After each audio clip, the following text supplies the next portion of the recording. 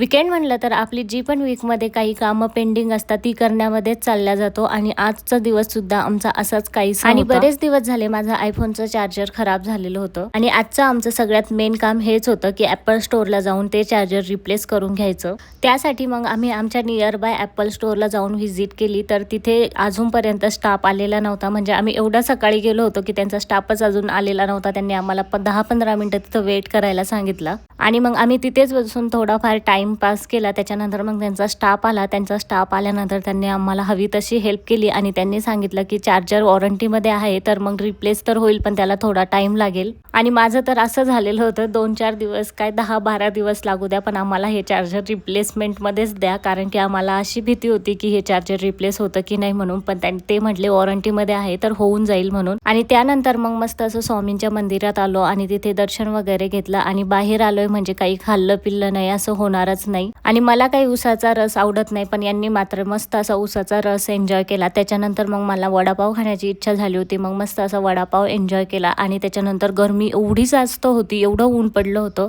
आणि दररोज आपण घरातच असतो त्याच्यामुळे आपल्याला बाहेरचं ऊन काही कळतच नाही, पण ॲक्च्युअलमध्ये जेव्हा आपण घराच्या बाहेर निघतो तेव्हा कळतं की किती जास्त ऊन पडलंय म्हणून। वडापाव खाल्ल्यानंतर खरं तर चहा घेण्याची इच्छा होती पण गरमी एवढी झाली होती की आता चहा घेण्याची अजिबात इच्छा राहिली नव्हती। त्याच्यामुळे मग मस्त असा मँगो ज्यूस एन्जॉय केला आणि रात्रीचा स्वयंपाक झाला की लगेच किचन क्लीन केलं की मग आपल्यावरतीच सकाळी सकाळी लोड येत नाही म्हणून मस्त असं किचन क्लीन करून घेतलं आणि बाय, टेक केअर।